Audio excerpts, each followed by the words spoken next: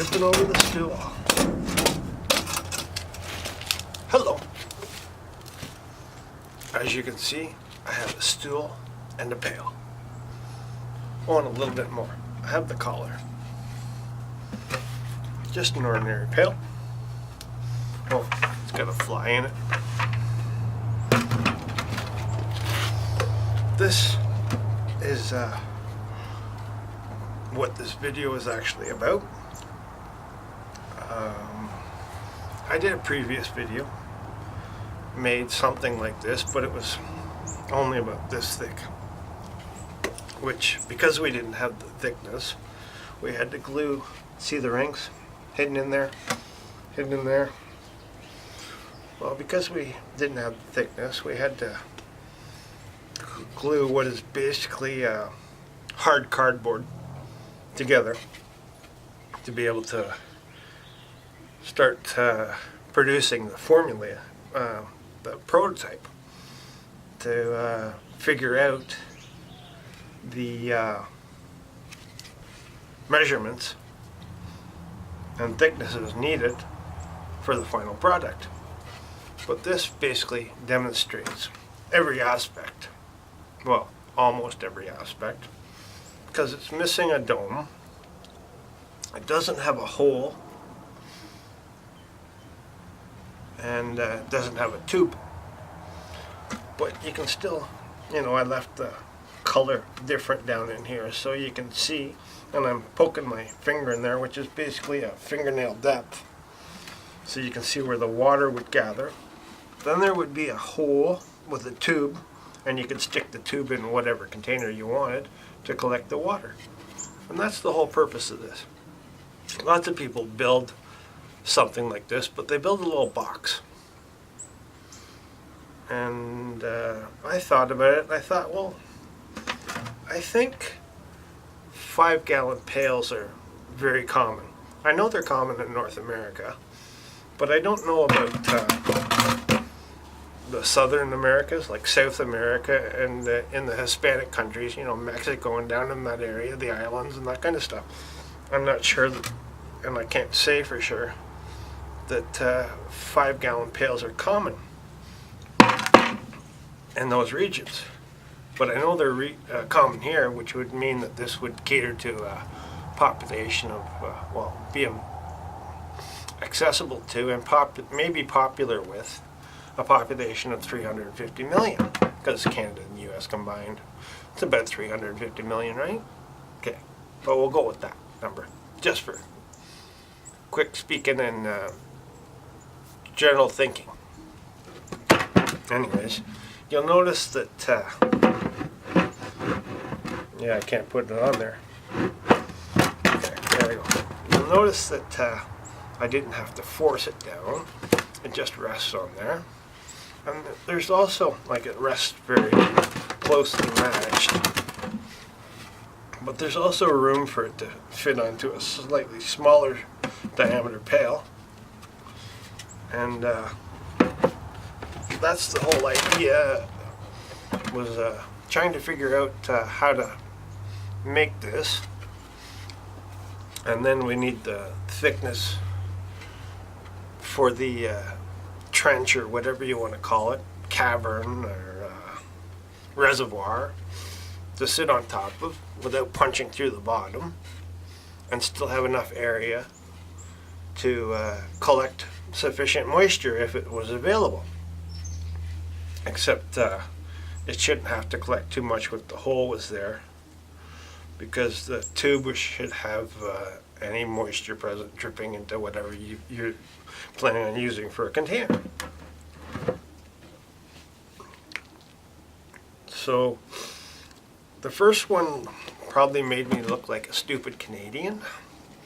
People probably thought, what in the hell is he making this video about this little disc sitting on top of a pail? Why is he sitting there with a ruler? Well, we were gathering the measurements and the dimensions for this. So this is part 2, number 2,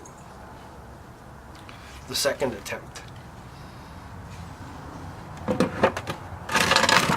And I didn't paint the whole thing because I wanted to leave that area more visible and hopefully make it that people can see it, which is why I'm sticking my finger in there. You know, basically this is what was figured out and worked out in the first attempt. Now, in this attempt,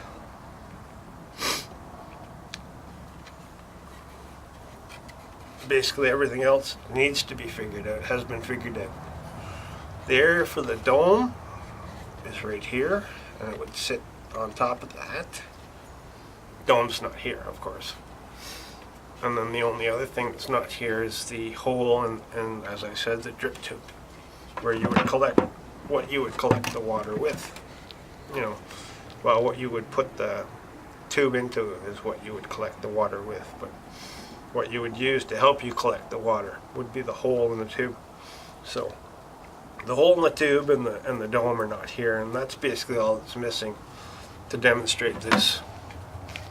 You know, if that was here, we could demonstrate the full final product. I think that about sums it up. And now, yes, I realize people could still think I'm a stupid Canadian, which is fine, because I probably am a stupid Canadian. But now they can understand and see what I'm talking about, what I'm trying to create, and what the idea involves, and they can interpret the principles that it's based on, which would be a little more definitive if all of the components were here, or at least even the dome. But it's not, and we have to go in stages, and this is the stage that we've gotten to so far. Now this can't be used because, like I said, it's basically a hard cardboard. So if you tried to use this with water, it would just soak and fall apart. But for the purposes and the visual demonstration,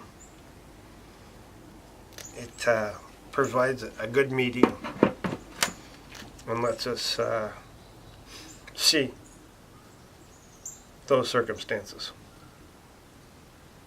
Now, on the other hand, if it was made out of something different and I had all the components, I could actually be doing real life demonstrations now, but I'm not that far yet. And, you know, that doesn't happen overnight. It's not going to happen all at once. I can't just whip out the finished product and, you know, it'd only be the prototype that would be that current finished product, but that's still not ready yet. So, yeah, I can't just whip out the prototype. And this is the progress we're at towards making the prototype. And then it would have to go to production for molding, I guess, of some sort. And then I'd have to find a mass producer. Well, they'd probably make the mold.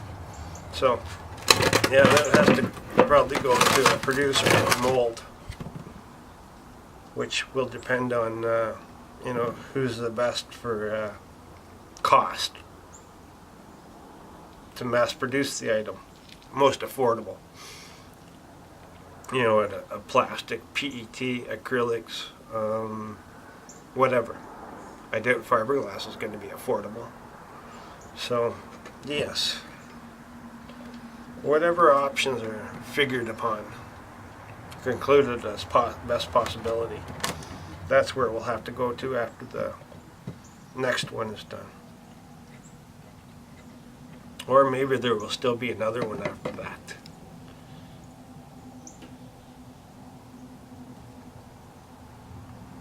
So did you get that? Did you see that?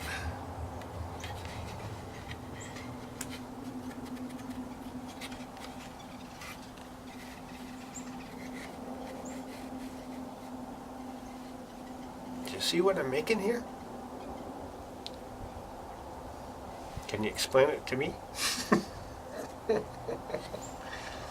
Yes.